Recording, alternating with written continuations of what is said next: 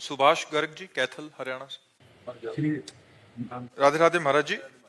महाराज जी, आपके चरणों में कोटि कोटि प्रणाम। महाराज जी, आप कह रहे हैं कि आपने कहीं से गुरु धारण किए थे, उनकी नजर घर परिवार की बहन बेटियों और धन पर थी। हमें बाद में पता लगा वो एक तांत्रिक थे। फिर हमने उनसे छोड़ने का कोशिश किया, बट उन्होंने कहा कि मैं घर को बर्बाद करके रख दूंगा अगर तुमने मुझे छोड़ा। महाराज जी, ऐसी भगवान सबके मालिक हैं, वही सृष्टि का सृजन करते हैं, वही पालन करते हैं, वही लय करते हैं।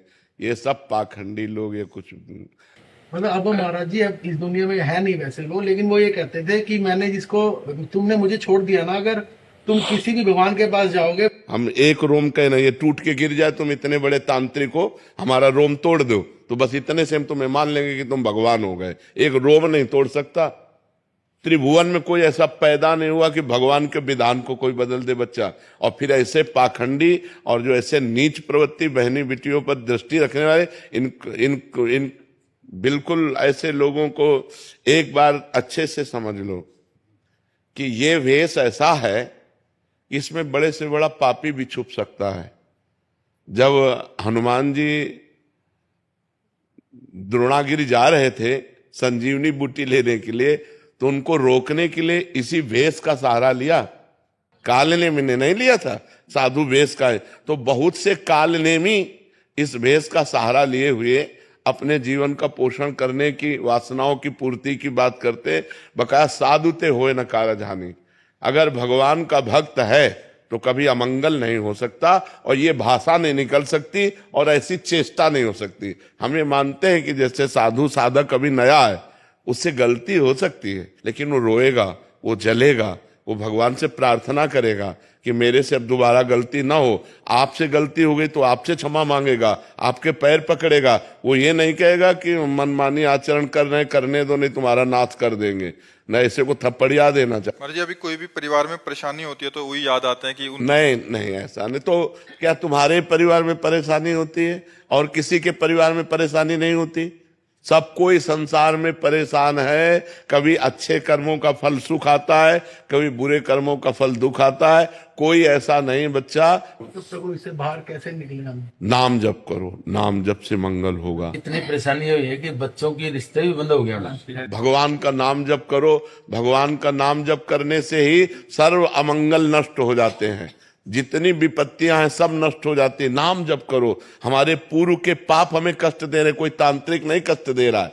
कोई भी तांत्रिक ऐसा नहीं है कि हमें हमारे कर्म के विपरीत हमको दंड दे सके। ये बात ध्यान रखना। हम बहुत मतलब बचपन से सब मिले जुले, सब खूब देखे हुए। वो ये बोलते थे कि आप कितना मर्जी अच्छा कर्म कर लो, तुम्हारा अच्छे कर्म का फल मैं ले जाऊंगा। तो वो भगवान है क्या? कोई भगवान है? कोई भगवान है? हम तुम्हारा चश्मा नहीं ले सकते। तो अरे पुण्य करो यार। ये सब बकवासी लोग हैं, सब ड्रामेबाजी लोग हैं। ऐसे ड्रामेबाजी, असत्य भाषण करने वाले प्रपंची व्यभिचारी लोगों पर ऐसी आस्था। महाराज जी, लोग बहुत फंस जाते हैं महाराज। कुछ चलाए, कुछ बोल दिया उसमें, मतलब ये बहुत बड़ा चल रहा है महाराज जी। किसी ने बोल दिया कि ऐसा ऐसा तुम्हारे साथ होगा, अभी वो बात बैठ गई। उसने बोला ऐसा होगा, अभी ऐसा होगा। अरे कुछ चलाए, तुरंत हटाना चाहे कि ऐसे पाखंडियों के पास इतनी दम है कि वो जो बोल दे वो हमारे हो जाए। अरे यार, तुम कैसी बात लिए? बाहर निकाल दो उससे हमें। हाँ बिल्कुल, आज से तुम समझ लो कि तुम बाहर हो। जैसे उसने कहा था ना कि हम तुम्हारा बिगाड़ देंगे, हम आज से कहते हैं कि तुम्हारा कोई बाल बाका नहीं कर पाएगा। नाम जप करो, राधा राधा, कृष्ण कृष्ण, हरि हरि, शिव शिव, जो नाम आपको प्रिय हो। हाँ, राधा राधा राधा राधा राधा, जहां राधा वहां कोई बाधा नहीं। यार कोई नहीं परेशान कर सकता। को न काहू के सुख दुख कर दाता, निज कृत कर्म भोग सुन भ्राता। भगवान का नाम जप करो। का हनुमंत विपति प्रभु सोई, जब तो सुमिरन भजन न होई। भगवान का भजन नहीं हो रहा, इसीलिए विपत्तियां हैं। चिंता मत करो, किसी तंत्र फंत्र का कोई प्रभाव नहीं। खूब नाम जप करो। नाम कीर्तन घर में करो। देखो तुम आधा घंटे राधा राधा नाम कीर्तन करो, अभी तुम्हारे घर के सारे अमंगल नष्ट होना शुरू हो जाएंगे। नाम संकीर्तनम यस्य सर्व पाप प्रणाशनम। जहां तक राधा नाम ध्वनि जाएगी सबका मंगल होने लगेगा। रोज आधा घंटा नाम कीर्तन करो ताली बजा के, और राधा राधा नाम जप करो। फिर हमें बताना कि तुम्हारा मंगल हुआ कि नहीं। ठीक है? हाँ। सुहाना जी। लखनऊ से। जब भूतकाल की बातें आज को प्रभावित करती हैं, जिसके कारण महाराज जी बहुत ओवर थिंकिंग होती है और भविष्य के बारे में सोचकर आज भी खराब कर लेते हैं, तो महाराज जी ऐसी स्थिति में हमें क्या करना चाहिए? नाम जप करना चाहिए। जब वर्तमान में आप राधा राधा जपेंगे तो आपका भूत भी पवित्र हो जाएगा और भविष्य मंगलमय हो जाएगा, भविष्य आनंदमय हो जाएगा।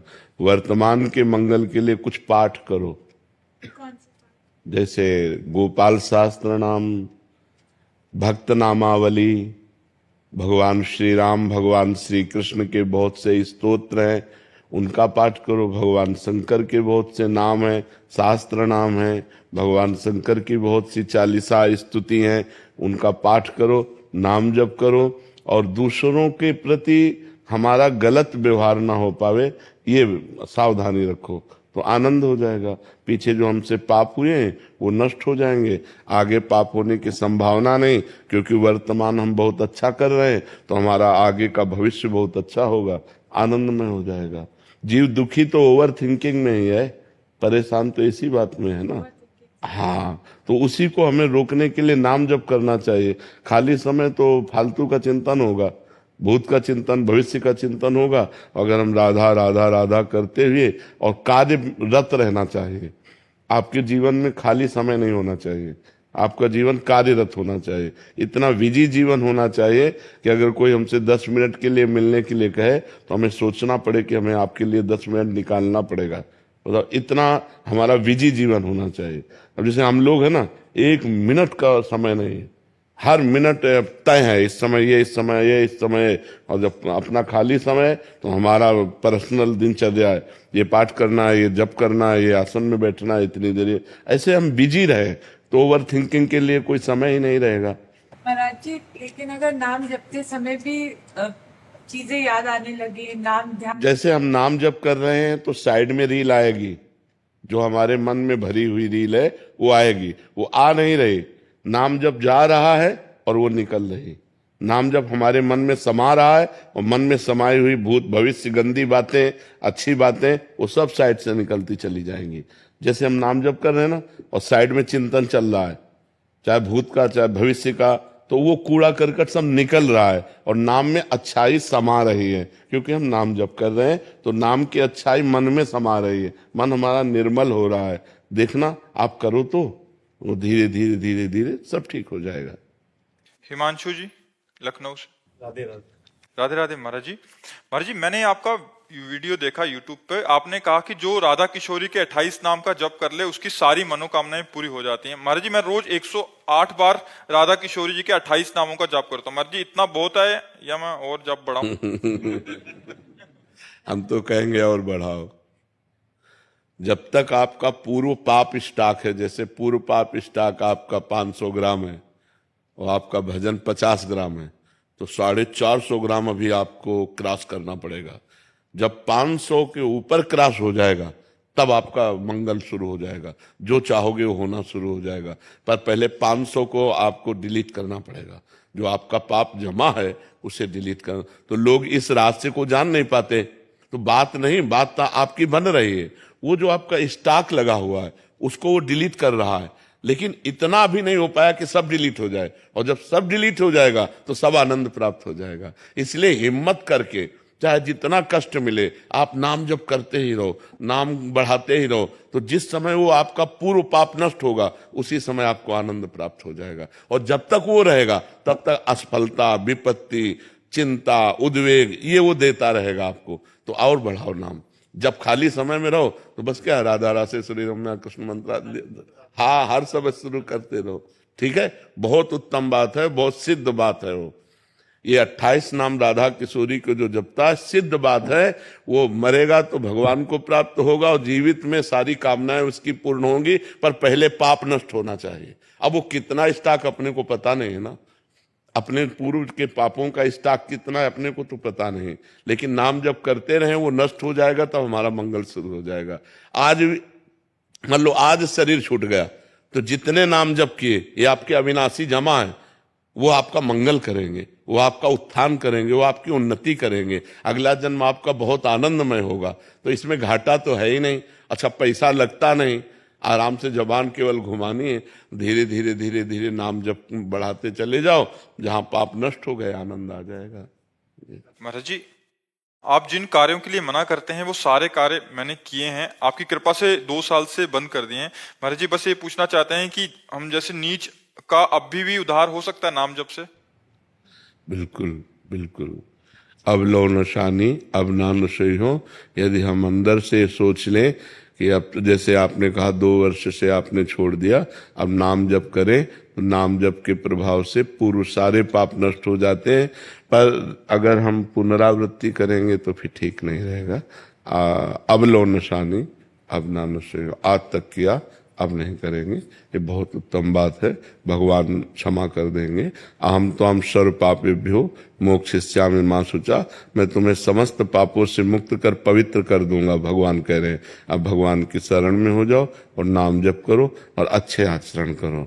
नहीं, हाँ, अच्छे आचरणों से हमारा आगे भविष्य जो होगा वो बड़ा सुखमय होगा, और बुरे आचरणों से भविष्य दुखमय हो जाता है, बड़ा कष्ट में। ऐसे ऐसे कष्ट हैं कि लोग मृत्यु मनाते हैं कि मैं मर जाऊं तो अच्छा, लेकिन मरते नहीं, भोगना पड़ता है। इसलिए हम पाप कर्मों से डरें कि हमारा जीवन, और गलती सबसे हो जाती है, आपसे ही नहीं, हर व्यक्ति से गलती हो जाती है, लेकिन गलती का सुधार करना हमारे मानव जीवन का कर्तव्य है कि जो हमसे गलती हो गई अब पुनरावृत्ति नहीं होगी।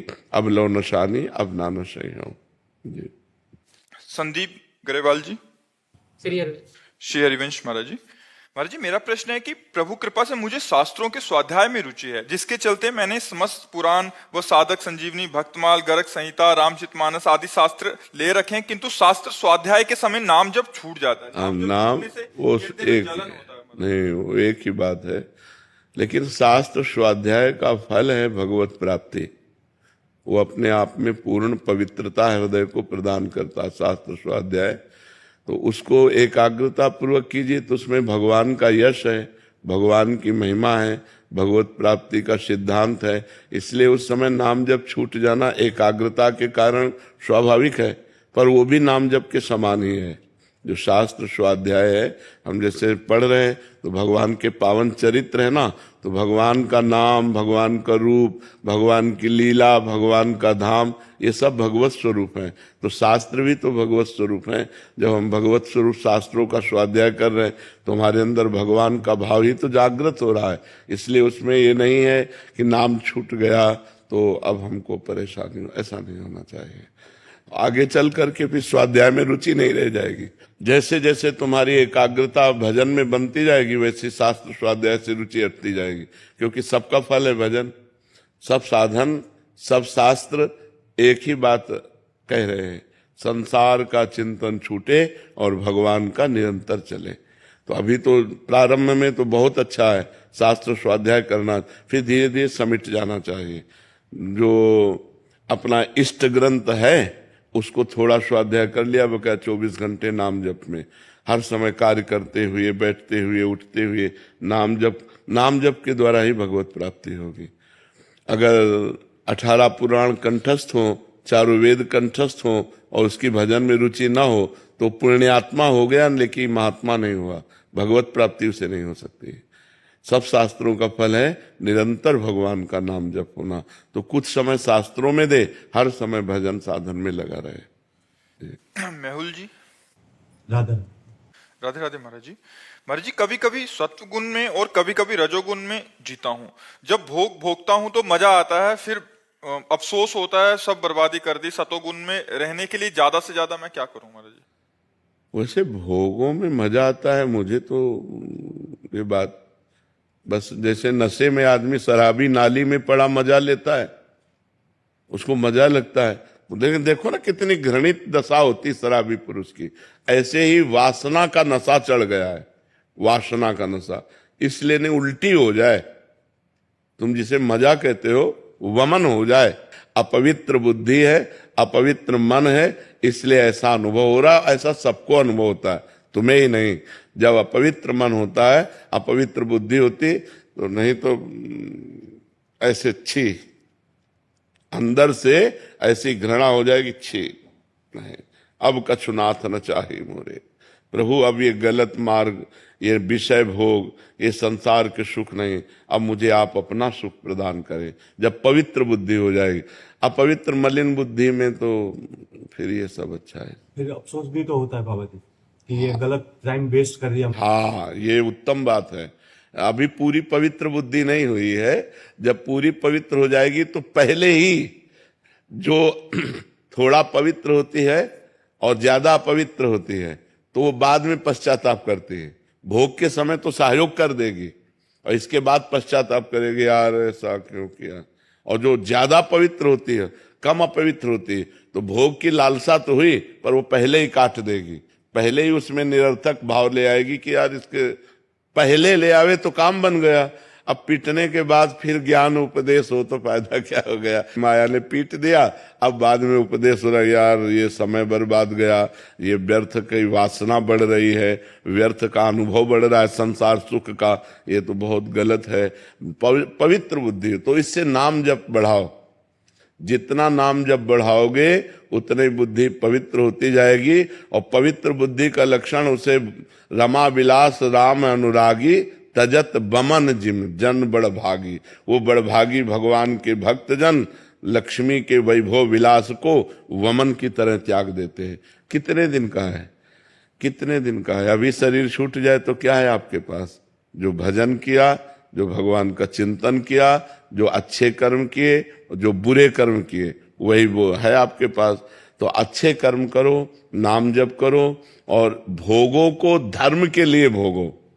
अब जैसे आपकी पत्नी है, अब आप परमार्थ पे चल रहे हो और उसकी इच्छा है तो भगवान को प्रणाम करके, भगवान का चिंतन करते हुए कि यद्यपि इसमें सुख नहीं है पर वो अर्धांगिनी है, उसकी इच्छा पूर्ति के लिए हम ऐसा कर्म कर रहे हैं, बगैर इसमें कोई तत्व नहीं, तो आप कर्म भी हो गया और आप फंसे भी नहीं, क्योंकि आपकी रुचि नहीं है।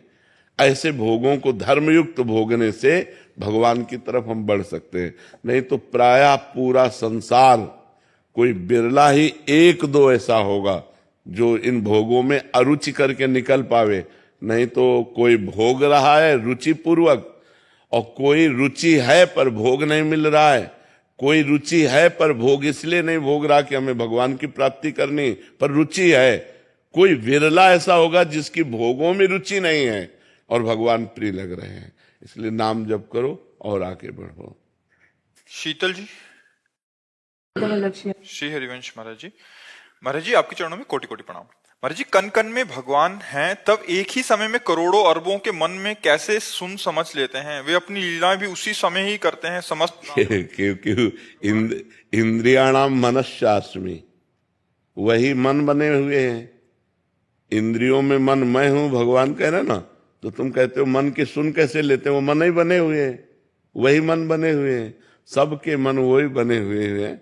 जैसे एक शीशा में देखो तो हम अकेले, और करोड़ों शीशा तोड़ करके मकान बना दो और उसमें देखो तो तुम ही दिखाई दोगे ना। तो अब करोड़ों दिखाई दे रहे हो लेकिन हो तुम ही, है नहीं? ऐसे ही एक भगवान सच्चिदानंद, एक करोड़ों शरीर दिखाई दे रहे पर वो सबके अंदर बैठा हुआ है, सबकी सुन रहा है।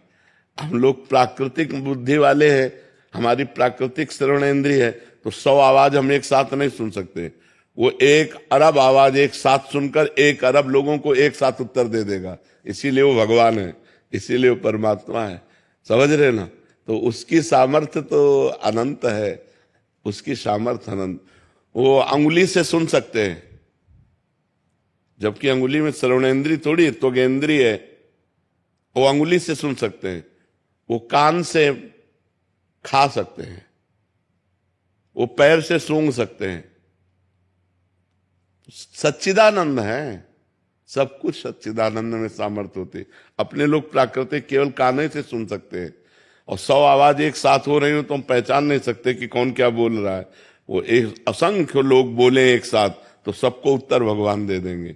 भगवान भगवान है ना, भगवान की सामर्थ्य अनंत है। वही सबके मन बैठे हुए बने हुए, वही सबकी आत्मा बने हुए, वही सबकी बुद्धि बने हुए। सही पूछो तो वही सब कुछ बने हुए हैं, उनके सिवा कुछ है ही नहीं। तो अपनी बात अपने सुन लेते हैं ना, ऐसे भगवान सबकी बात सुन लेते हैं जी। देवांश जी जबलपुर से।